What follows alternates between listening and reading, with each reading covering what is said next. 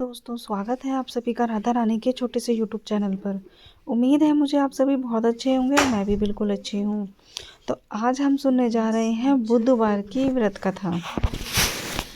कथा शुरू करने से पहले अगर आप मेरे चैनल पर पहली बार आए हैं तो चैनल को सब्सक्राइब ज़रूर कीजिएगा और वीडियो को एंड तक देखिएगा, क्योंकि मेरी प्रत्येक वीडियो के एंड में कुछ ऐसे उपाय होते हैं जो आपके जीवन की समस्याओं को काफ़ी हद तक दूर कर देते हैं।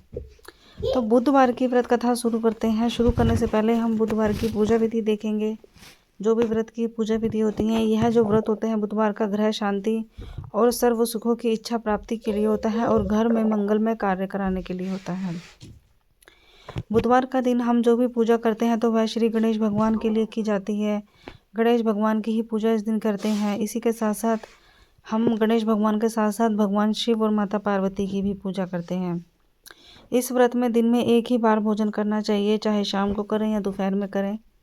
इसी के साथ साथ इस समय हरा जो भी चीज़ें होती हैं वस्तुओं का उपयोग आपको करना चाहिए, क्योंकि आप सभी को जानते हैं गणेश भगवान को हरी चीज़ें बहुत पसंद है। हरे कपड़े आपको पहनने चाहिए गणेश भगवान को। हरी दूर्वा, हरी साबुत मूंग की दाल, हरी चीज़ें आप उनको अर्पित करें तो ज़्यादा अच्छा रहेगा। इस व्रत के अंत में शंकर जी की पूजा भी आपको ज़रूर करनी चाहिए, जिसमें आपको उनको धूप, बेलपत्र इत्यादि जरूर अवश्य चढ़ाने चाहिए। साथ ही साथ दोस्तों, आप सभी को पता है कोई भी व्रत जो होता है बिना पूजा पाठ और बिना कथा के अधूरा माना जाता है। तो जब भी आप कोई भी व्रत रखें, या बुधवार का या साप्ताहिक व्रत या कोई भी पूजा का, एकादशी का या प्रदोष का या सावन के सोमवार का, तो कथा आपको ज़रूर सुननी चाहिए। इसके बाद आपको आरती करके भगवान को प्रसाद लगा भोग देकर फिर आपको सभी लोगों में, घर के परिवार सदस्यों में प्रसाद को बांट देना चाहिए।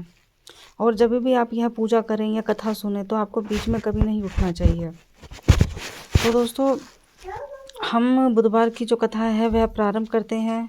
कथा शुरू करने से पहले एक बार गणेश भगवान के मंगल में अपने मन में इच्छा रखते हैं कि हमारे जो भी मंगल में कार्य रुके हैं वह सभी पूरे हो जाएं। कथा प्रारंभ करते हैं। एक समय एक व्यक्ति अपनी पत्नी को विदा कराने अपने ससुराल गया। वहां पर कुछ दिन रहने के बाद सास ससुर से विदा करने के लिए कहा, किंतु सब ने कहा कि आज तो बुधवार है, आज के दिन गमन नहीं करते। वह व्यक्ति किसी प्रकार ना माना और हठ धर्मी होकर बुधवार के दिन ही अपनी पत्नी को विदा कराकर अपने नगर को चल पड़ा।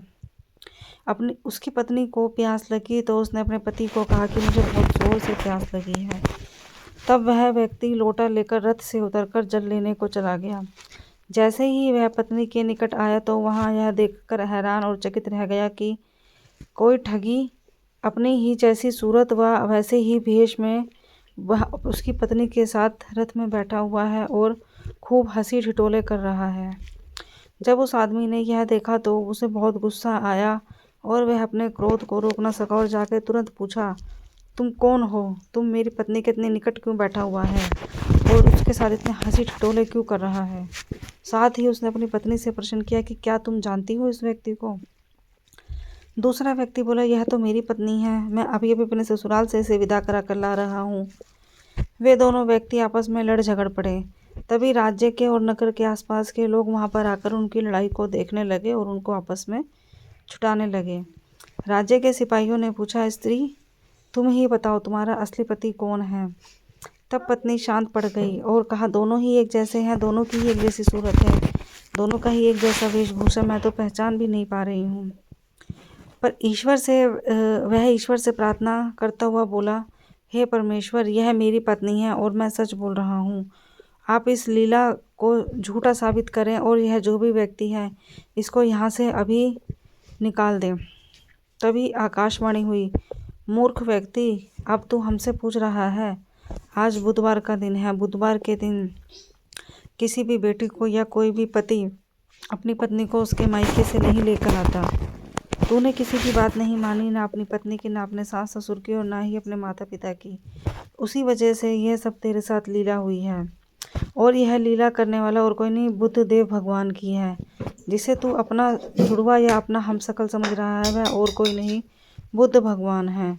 तो उस व्यक्ति ने बुद्ध भगवान से प्रार्थना की और माफ़ी मांगी कि मैं अपनी गलती की माफ़ी मांगता हूँ। आज के पश्चात मैं अब कभी भी ऐसा कोई कार्य नहीं करूँगा। तब बुद्ध देव जी उसको क्षमा करके अंतर्ध्यान हो गए और वह अपनी स्त्री को घर लेकर आया तथा बुधवार का व्रत करके बुद्ध देव को मनाने लगा। दोनों ही पति पत्नियों ने अपनी गलती याचना के लिए बुधवार के व्रत करने शुरू कर दिए और गणेश भगवान की पूजा करके, शिव भगवान और माता पार्वती की पूजा करके अपने जीवन को यापन करने लगे। जो भी व्यक्ति इस कथा को श्रवण करता है और बुधवार के व्रत रखता है उसके जीवन में किसी भी प्रकार का कोई यात्रा दोष नहीं लगता। यानी कि जो भी व्यक्ति जीवन में बुधवार का व्रत रखता है और अपने घर से निकलने से पहले भगवान गणेश और भगवान शिव को याद करता है, कभी उनके साथ किसी भी यात्रा में कोई अनहोनी नहीं होती और उसे सभी सुखों की प्राप्ति होती है। तो दोस्तों, ये थी बुधवार की व्रत कथा जो आपने सुनी। कथा के एंड की बात करते हैं। प्रत्येक कथा के एंड में मैं आपको बताती हूँ ऐसे उपाय जो कि आपके जीवन की समस्या को काफ़ी दूर तक हल कर सकते हैं। तो यदि आपको ऐसा लगता है कि आपके जीवन का कोई भी ऐसा कार्य है कि वह लंबे समय से पूरा नहीं हो पा रहा है और भगवान गणेश सभी मंगलमय कार्य के अधीन होते हैं, भगवान गणेश की इच्छा से ही सभी घर में मंगलमय कार्य होते हैं, तो आपको करना क्या है, बुधवार के दिन हरे वस्त्र धारण करके भगवान गणेश जी को 21 दूर्वा, यानी कि जैसे थोड़ी थोड़ी घास को 21 जगह बांध दीजिए। 21 जोड़े से भगवान को हरी घास दूर्वा अर्पित कीजिए। हरे मूंग उनको आप अर्पित ज़रूर कीजिए। यदि यह दूर्वा आप पान के पत्ते पर रख के भगवान गणेश जी को अर्पित करते हैं तो बहुत ही अच्छा रहेगा। इस दिन आपको भगवान गणेश को हरी मूंग की दाल का भोजन या हरी मूंग की दाल की खिचड़ी बनाकर ज़रूर भोग लगानी चाहिए और साथ ही साथ भगवान शिव को भी अर्पित करनी चाहिए। तो आपके जीवन के जो भी मंगलमय कार्य हैं वह पूरे ही हो जाते हैं। यदि इस दिन आप भगवान गणेश जी को लड्डू के साथ पीली हल्दी की गांठ भी अर्पित करते हैं तो फिर आपके जीवन के कोई भी मंगलमय कार्य होने से नहीं रोक सकता है।